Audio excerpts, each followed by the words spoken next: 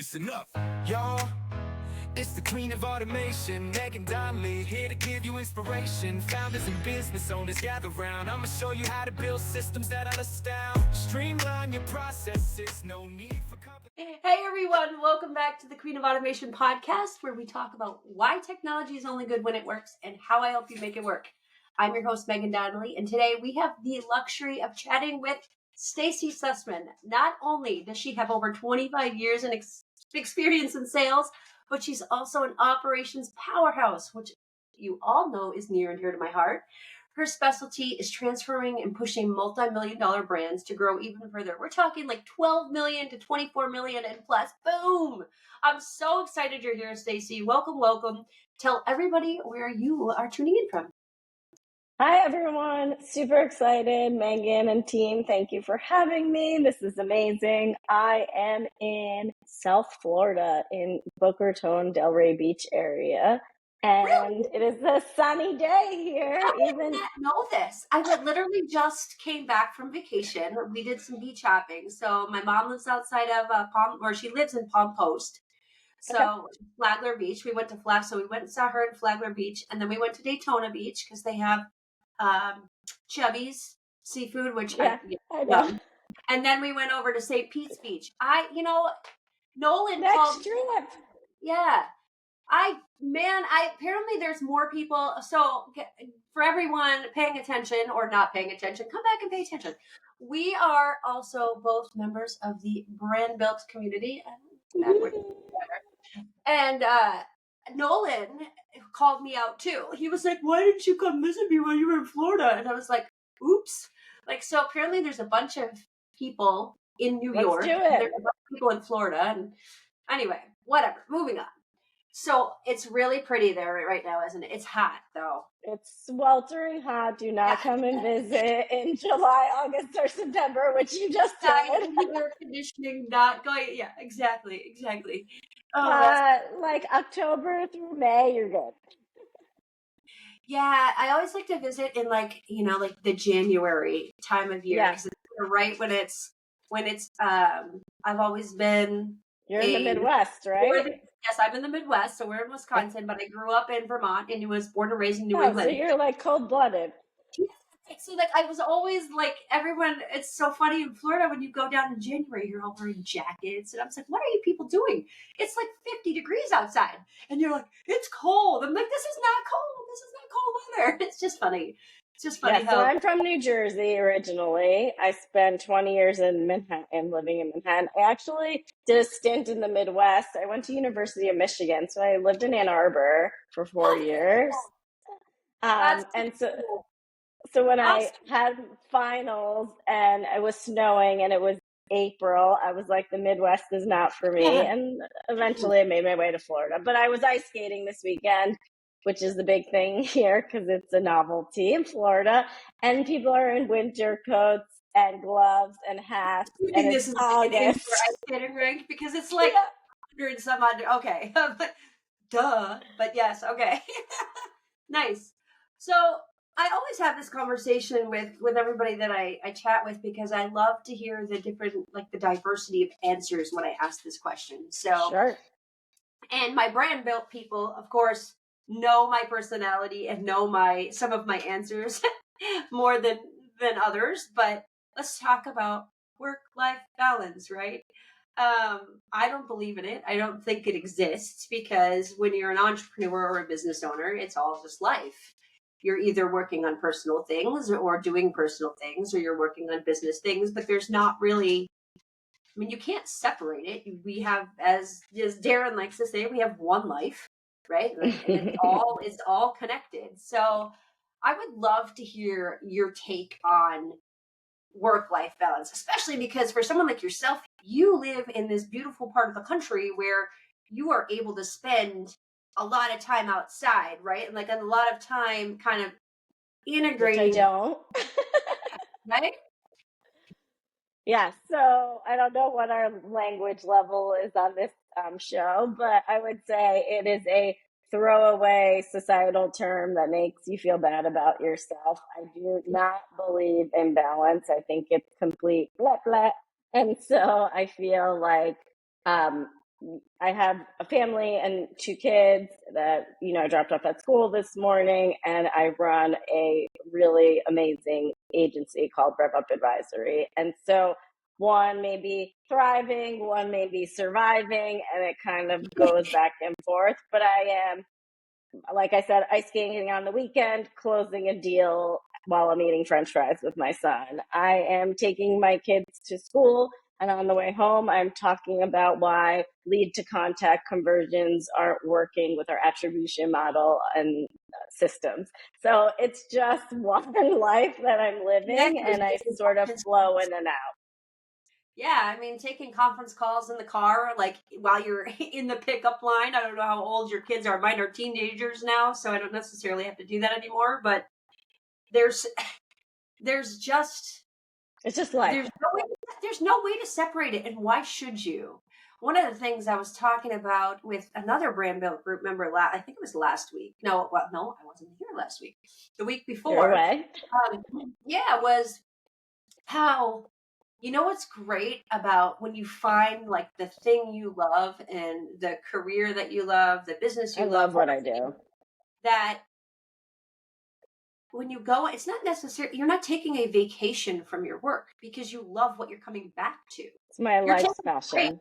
You're taking like a mental mind break or a brain break, but I don't even call them vacations anymore because I love my brand build community. I love my business. I love what I'm building, and I love what I do. So it's so funny because I come back and I'm like, okay, my brain needed a break. It's refreshed. It's ready to go. And, and there's even overlap. I mean, we're kind of all obsessed with LinkedIn in the brand build group. So yes, still LinkedIn at 6 a.m., but the kids are sleeping. So it's okay. It's okay to take your, I guess this is the wrong term, but like, it's okay to take your work with you on vacation as long as you love what you do.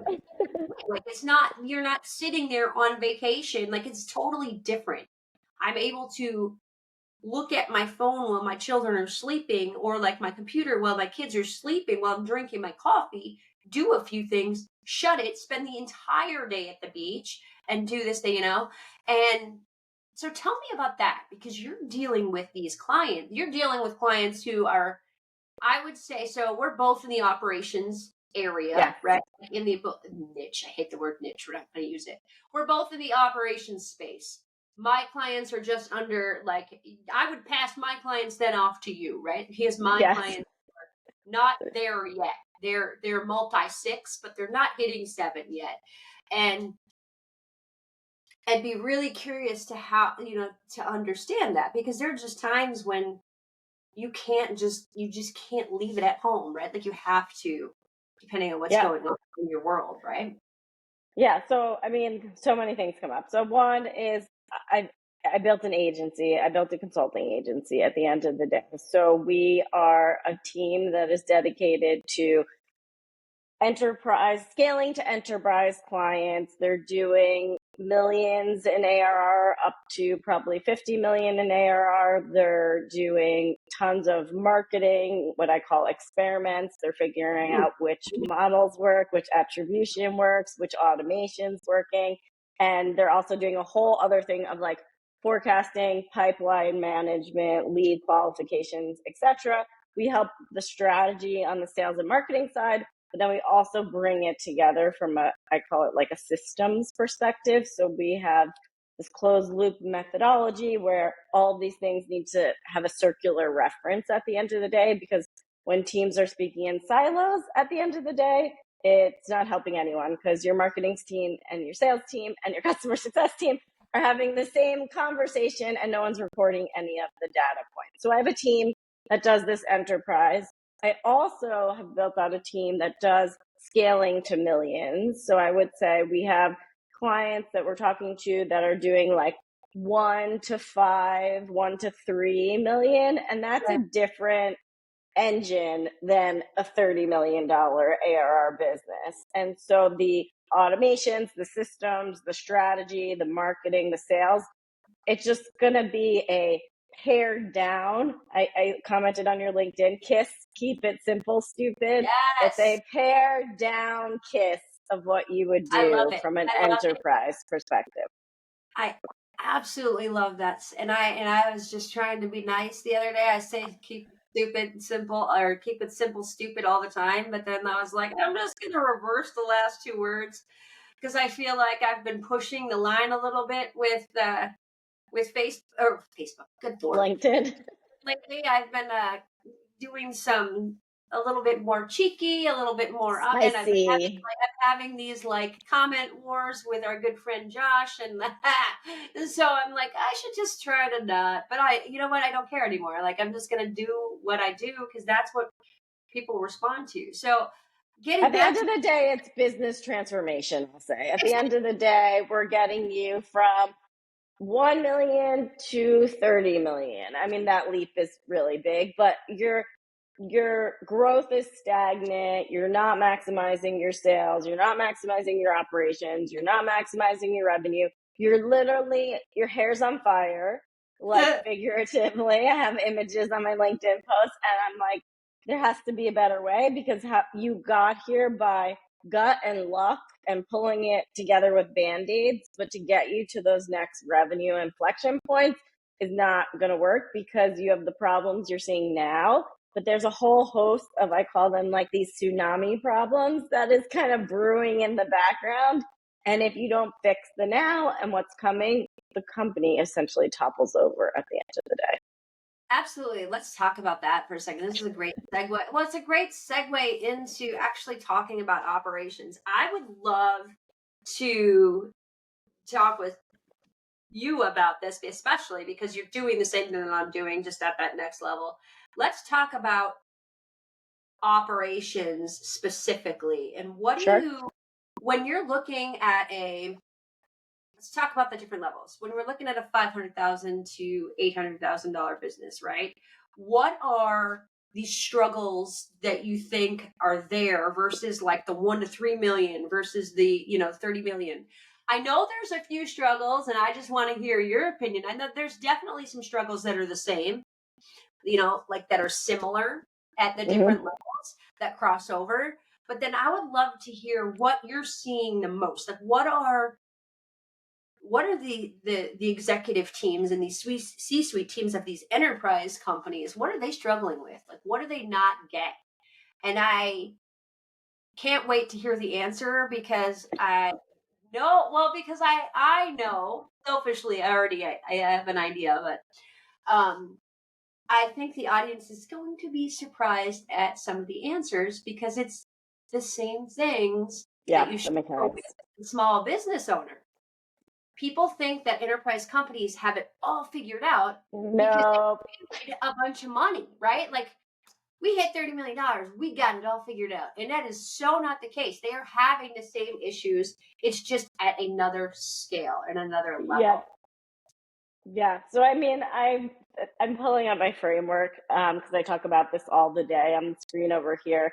But I think it's like a few things, and you'd actually laugh, because realistically, and I'm looking over here, it's the same stuff. So one, I think the big thing is, and I'm just making my screen over here bigger so I get it right, is brand awareness. I think you think it would be funny at an enterprise level. The brand awareness is not always there, or at the enterprise level, they're chasing the competition, which is a huge no in my book. Like, I'm Stacie, you're Megan, we're both unique. Even if we do the same ish thing, it doesn't matter. So I would say brand awareness is a big one. I do a lot of ICP mapping. I do a lot of customer journey workshops. I mean, we just did ICP mapping for a $30 million enterprise company that probably hasn't done this in 5 to 10 years. And I was like, okay, well, they've lost sight. And it's like, okay, well, you want us to implement a lead scoring model into your marketing automation system, but like, who are these leads? And like, who are these people coming into, like, I call them like coming into your orbit through, I call them everything virtual doors. So it's like, who are these leads coming in through a webinar? Who are these leads coming in through a white paper, going to your site, paid media, etc. So the problems are the same. And also, I think people forget you have to revise that over time. So at the beginning, I think you're figuring it out and figuring out your like place in the market. But as you scale, your company changes, your messaging changes, your website needs to change, your marketing needs to change. And they don't do it, Megan. They just leave it stagnant for like 7 years. I was just going to say that. So folks, let's hug. This is the word that we're going to use. It's called stagnant. Okay. So when you are a smaller business, you are doing all the things, you're learning. So fluid. You're excited. You're motivated. You're experimenting. You're A/B testing. You're trying all the things, right? Like you're doing it all, and you're doing it, and you're doing it, and you're doing it, and you're doing it over and over and over again. And it's in the beginning, and correct me if I'm wrong, or tell me if you agree, I should say, because I don't think there's a right way or a wrong way. There's no one size fits all for any business. So what I see a lot is that from like you hit the very low six figures, right? So you're talking $100,000, $200,000 or $200,000, right? Like that very low six figures to right up to the 7 million. Good Lord, I cannot. 1 million. That six-figure mark, you're seeing almost more rapid growth because at that level, they're doing more things. They're trying more things. And then once they kind of go over the 1 million reoccurring revenue, right? Like ARR, and then they get to the 2 million and the 3 million, they start thinking, oh, well, this is working. Right. But then everything changes. But wait, like, yeah, it's working, but that doesn't mean you just like only do that now. And so there's so much where like it's working, so then they just continue to do that one thing. No. And then it stops working. And they're not testing, and they're not iterating, and they're not reacting to their audience changes, because people change. We're humans. Our emotions change, our feelings change. It's all about emotion. And sometimes, like you were saying, it's not that the baseline ICP changes, but the emotions and maybe different parts of that ICP change or morph into. And so I feel like they get stagnant, right? Because they find that thing that works, and they just throw a bunch of money at the thing that works, and they continuously throw more money at the thing that works until it stops working. And then they go, it's like, don't call me. Yeah. Does that sound accurate to you? Like 100%. Okay. I mean, I think it's just crazy to me how.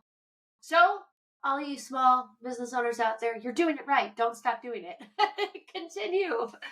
Everything needs to be fluid. So I think after like the brand awareness, one thing that I thought of when you were talking is this like marketing scorecards that we've created for clients. It's like, stop moving the goalposts, people. Founders, stop moving the goalposts. Let's set an experiment. Let's set benchmarks for success. Let's give it whatever time period we deem, 30, 60, 90, like a month, a quarter, whatever. Yep. Let's evaluate what happened. Let's take the winnings, the shared learnings, the weaknesses, like everything. And then let's go do another experiment. And we can also have multiple, I call them marketing experiments, running at the same time. But we need to benchmark what we're going to deem as a hypothesis for success, because a lot of my times there's a lot of assumptions, but they can't back it up with data. And we're all about data. We're systems people. Run our experiment through a marketing automation system, get the data, and then we're going to say, okay, spend more money doing this, spend less money doing that. Yes. And it sounds simple, but no one does it. Well, and you know what? And two things to add to that, right? So one, don't wait for perfection. 80-20 rule. Oh good is better than perfect. Create an MVP, push it out to the world, and then get feedback, live feedback from your audience, live feedback from your customers, live feedback from people. 80-20 rule. Come on, guys. People forget to talk to their customers. The other thing that I love, and this is something that I say to everyone, no matter what level you are at, it doesn't matter if you're making $5,000 or if you're making $500 million. If you cannot track and measure what you are working on, Oh, yes. you don't have what success looks like in your Preach. mind, written down on a sticky note. I don't care where the frick you put it. You shouldn't be working on it. Yeah, I agree. And that would be, and this, what people don't get is this needs to be about everything. I want 50 new newsletter subscribers this month. That's success. That's a goal. When you get 50, you have hit your success mark. People forget to add succession and success marks to everything, right? They're not tracking. That's everything that we do, honestly, because we have a goal. And what does success look like? How are you going to know if you're successful if you don't have some way of measuring it? You do brand awareness, and you look at your messaging, and you're running testing, or you're doing newsletters. Theoretically, they come into a system where you can track. I think opens is a throwaway metric, but opens, clicks. If your newsletter has like a button that like takes you to like a YouTube link or your LinkedIn, like you can track all that and look at what the data tells you. I say it's 80-20. I say it's 80% data-backed decisions and 20% experience. That's how I look at it. What's crazy is what's crazy to me too is once a lot of, and I'm not going to say all, I don't know if you follow him at all on LinkedIn, but I'm a huge Chris Walker fan. Shout out to Chris. You told me. Hi, Chris Walker. Whatever. Dark social, right? Like, unfortunately, there are so many. The struggle we have as ops people and Rev Ops, whether you're digital ops, which is more of the marketing, or Rev Ops, which is, strictly revenue, like, or if you're a combination of both, which is usually what I am, is with these enterprise corporations,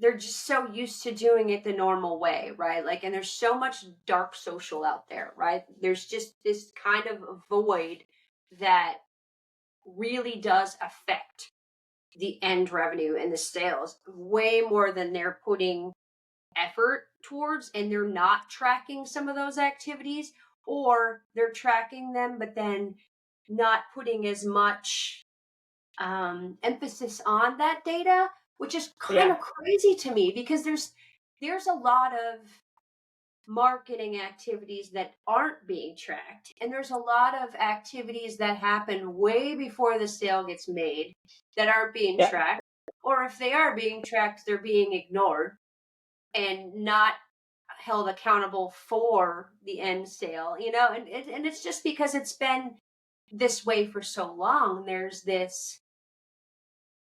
this kind of process that's been around, like, this is how you go through the sales process. This is we're not that consulting firm. Like, so this you have to follow, right? Like, there's an MQL, there's an SQL, there's this, and it's not that way anymore, because here's what your MQLs look like. Yeah, the customer journey isn't linear. Customer journey isn't linear anymore. Even though in a systems perspective, they want to force you into linear journey. We have sales reps that just open an opportunity. That's not true. The opportunity just didn't fall out of the sky. And so we'll do kind of what I call sales velocity conversions, where we track between stages, or we track attribution, or we go back to our marketing system and see all the things that it comes from somewhere. Exactly. So the customer journey is not linear at all. And sellers that are like, we have 8 stages and we need to go through 8 stages to do the sale. BS, stop doing it. If I'm call you, Megan, and I was like, I want a demo of what you built for XYZ client because I'm thinking of hiring you, just show me what you built for that client. Don't ask me 700 questions. You can backdoor it and show me what I'm looking for and then start asking me the questions, but just answer the questions because buyers are much more sophisticated these days. It's crazy because not only are they not following a linear path, they shouldn't have to. No way. If a buyer talks to you, and I don't actually call them buyers, so here's my we'll get into that philosophy. But I'll let you chime in on that because I have this anyway. When someone comes to you, if they have a 5-minute conversation with you, and they're like, "Okay, I'm ready to buy," are you going to tell them no? Of course, you're not going to tell them no. No, of course If you not. go through my other 5 stages of pipeline up or blah blah blah blah, who cares? They want to give you their money. It's your. I have an example. This morning, my conversation in the car.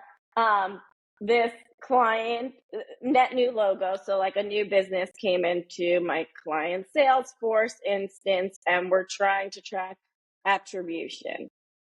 The client in the marketing automation system, and in this instance they use HubSpot, warmed up and have been receiving emails from marketing since January 2024. When I go into Salesforce, the contact was created in May of 2024. So there's like a lot, right? We have a gap now, and opened like 5 opportunities, and the opportunities all closed one. And so now the sales team is saying, hey, this person randomly wrote us and said they want to talk to us, and now we have, let's call it $100,000 in revenue. Exactly. That is not true. So we go back to the marketing automation system, and we can see that the person has been warming up for the past, let's call it 5-6 months, but they never hit the scoring threshold to get passed through to Salesforce. This person was so interested in buying with them, they just reached out directly to the seller and was just like, hey, I want to buy. But marketing's been warming them for a while. Yeah. So there's such an importance between tracking all of this. There's a broken, and I think that's what I was talking about and referring to, is that there's the old methodology is it's kind of broken, right? Like it really is, because they shouldn't outdated. They shouldn't necessarily have to reach a scorecard to be able to. It's based on. So we do a lot of. I shouldn't say that. We do have scoring built in, sort of, but we also have keyword triggers, and it's all like intent data. Yeah, right. So that's the intent data is the thing that most people aren't tracking because it's harder to track. It's harder to track, it's harder to set up, it's harder to maintain. People don't understand it, except that the intent data is the thing that they're actually making the sales from, right? Yeah. And it actually performs better than a lot of, at least from what I found, it performs better than a lot of the scoring stuff. But that's not always the case. Like that's why I said, like, no two businesses are the same. Sometimes scoring really works when you have a certain business model. Sometimes it doesn't work at all. Enterprise, they want it at the end of the day. You have to be able to pivot, right? And I feel like that's where there's so many things that are happening out there in this operations world where people are not pivoting. And like you said, they're reactionary instead of proactive. Yeah. Instead of being proactive and being ahead of the game, they're just reacting to what is happening around them. Still to this day, this is still happening. And that is a surefire way to never take that next step and move to that next step. And you will stay stagnant, which is crappy, but it happens. Yeah, I have an example for you. So Apollo, I'm a big fan of Apollo. So there's a woman on LinkedIn. I'm looking at her name so I don't butcher it totally. Zoe Hartsfield. She's in Colorado Springs, Colorado. If you know her, she's great. She has 60,000 followers. She is a perfect example of like, all my clients used to buy Zoom info from an enterprise standpoint. It's great. It's great. It has its perks. It's not always accurate. And then HubSpot bought Clearbits. And so now Clearbits rolls under HubSpot's umbrella now. Apollo was like not on the map a couple of years ago. And I would say Zoe and a few other people at Apollo, they went hard on LinkedIn. Yeah. And they built the brand on what I think you're saying is like social at the end of the day, or dark social at the end of the day. Yes. And she's an SDR for the company at the end of the day. She is a meeting booker, appointment setter that needs to help the seller's open pipeline at the end of the day. Right. And this girl, I'm looking to get her count right. I have 600 mutual connections with her at this point, and she has 60,000 followers. And I think I've been following her when she had like 20. So she's LinkedIn doing works, amazing. right? LinkedIn works, people. If you're not there, why not? Yeah, I tell you. I mean, oh man, this has been such a great conversation. And yes, I do actually. I think I'm already following her, but she's Apollo's She's fabulous. really cool, kind of underdog. Well, I wouldn't even call them an underdog. I just think they're awesome. They used to be an underdog. Sometimes the underdogs are the best way to go. Like they have usually, at least because from what they built a fan base. Development teams, right? Their development teams are moving like this, whereas like Zoom Info is like, you know, I'll get you a new feature sometime in 2028, and you know, like 28. Maybe you won't. You know, it's the big behemoths sometimes don't react or don't move as quickly, right? We were just talking about that, and it happens across the board. Yeah. I don't know. This has been and one other idea I have for you when you were talking is operations. I have like a philosophy on this. So when you're scaling to tens of millions, you're theoretically building a revenue operations department. I don't think a lot of people understand what that is. So maximizing your sales, your marketing, and your customer success efforts in a system with data-backed metrics that you can use to inform and do more cool stuff, build your pipeline, onboard your customers better, etc. I would break that down into multiple pillars under that. So there's MOPS, marketing operations. There's SOPs, standard, like sales operations. There's also another sort of acronym for SOPs.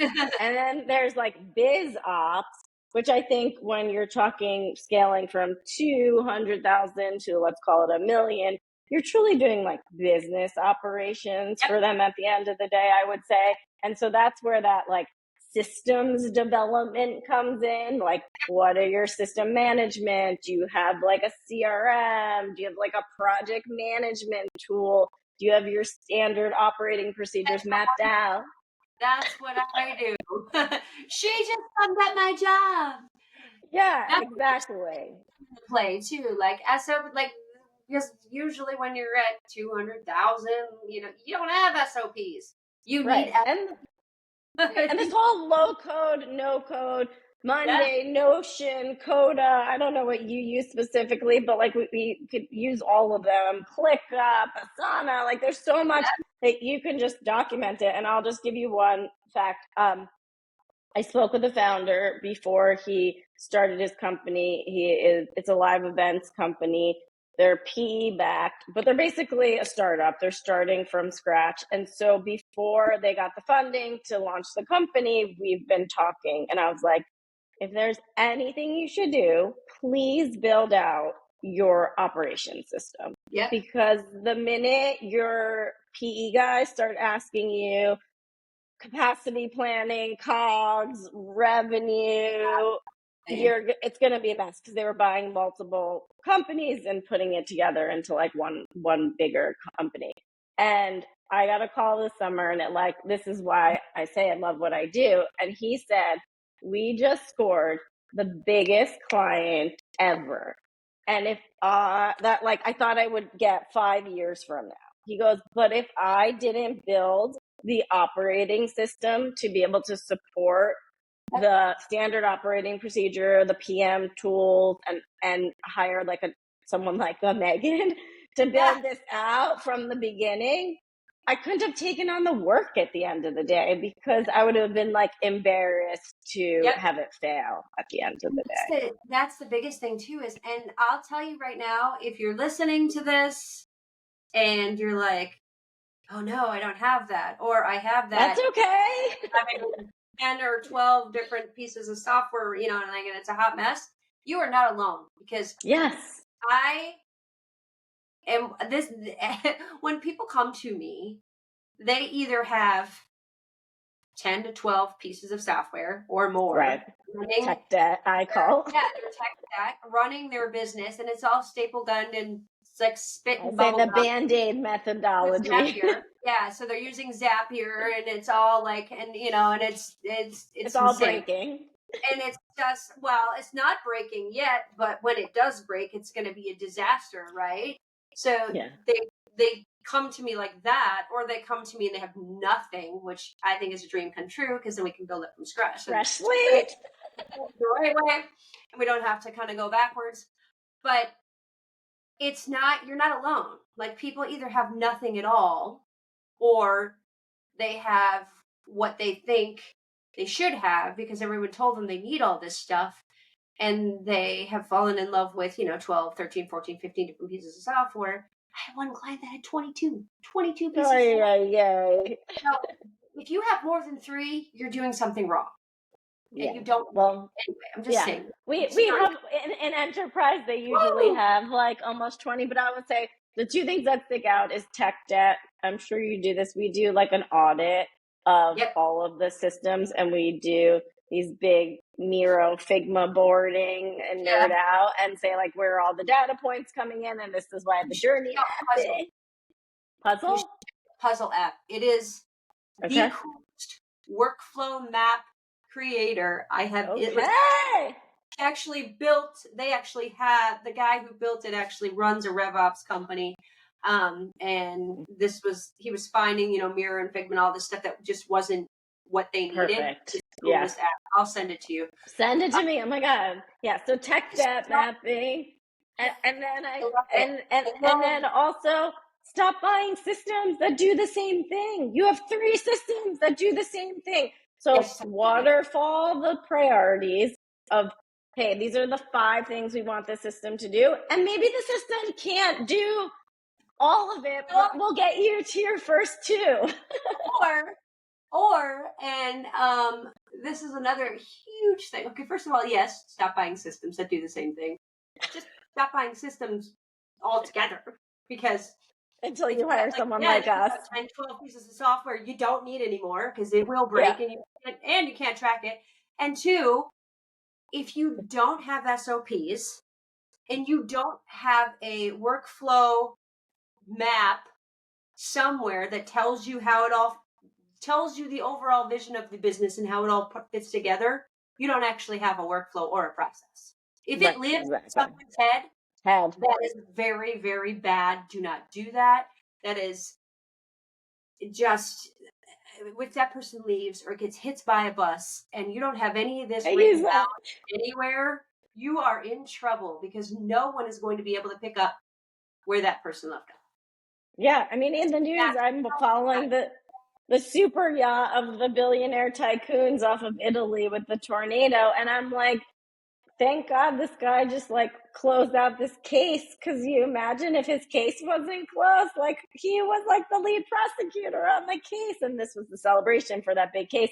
But it's this, I use the bus thing. If someone got hit by a bus that's a senior executive at your company, and you're having this person carry the Herculean weight of the company on their shoulders, and it is not documented, and any sort of paper, cloud, visual, you're in big trouble. Napkin, like something. Just write it down. And it doesn't have to be perfect, but it has to exist. And be updated. It has to get updated. Oh my God, this has been such a fantastic conversation. Thank you so much. This is so great. I want you to tell everybody where they can find you. Oh, and don't forget to tell people what your new venture, because we were talking about that offline, and I'm super excited. So first of all, tell everybody what you're working on now that they know all about you. And then, of course, where they can find you so they can reach out and chat with you more. Sure. So we're working on now, over the summer, we have built a Scaling to Millions program. So it's a 4-pillar program for founders that are, I would say, and the inflection point is they've hit that $1 million-ish mark, and they say, hey, we've gotten this far, but like we can't keep doing it this way or else we're just gonna fall over. So it's of 4 pillars. It's brand awareness, systems development, marketing, and sales at the end of the day. And there's an order to sort of what that looks like as you scale. So that is really cool. And that's happening because honestly, so many founders have come to us this summer and said, how can we talk to you? How can we work with you? And we do a lot of our work exclusively in HubSpot and Salesforce. Megan, close your ears. And so I said, how can we take the philosophies that I've learned over the past 25 years in corporate and consulting and bring it to more of our founders? And how can I keep my sort of enterprise business going? Because when it's enterprise, it just gets more sophisticated, more complicated, but the same problems at the end of the day. Yeah, exactly. More money. Yeah. Exactly. And then how can you find me? So I'm post on LinkedIn every day, Stacie Sussman. You can just search me in the toolbar. My company's Rev Up Advisory. Email Stacie, Stacie, at revupadvisory.com. I'm launching a podcast in a few weeks. So stay tuned for that too. Just like this. Yay. And you know what? We will also drop all of that information in the show notes. Amazing. So when you come and watch on the website and see the full version, we'll have all of our contact information there so they can find you. This has been super fun. Hug. I know. I'm like, yeah. I love talking to other apps people. I know we're going to give a virtual hug and a high five. And then the next time in Florida, I'm going to have to come find you because apparently I don't do that and I don't see my brand built people enough. Shout out to the brand built team too. I do that Shout out. because if you are a business owner and you are a solopreneur, or you are a coach, you own an agency, you own any type of business that is trying to scale on LinkedIn and or just scale your business, and you're looking for a community where you can have conversations with other like-minded business owners at your level or above, you should reach out to Darren and Nat, or you can reach out to me and think about joining the Brand Built community, because the knowledge and experience that lives inside this community is insane. And Nat's course, mind blown. Yeah, as an entrepreneur and business owner, it gets really lonely. It can be very lonely when you own your own business, and this community makes it not lonely. And the friendships I think that I've built inside this community have been like no other. Nothing short of amazing. That's right. So that's our pitch for Brand Built. All right, everybody, that's a wrap. And remember, technology is only good when it works, and we will see you next week. Bye, everybody.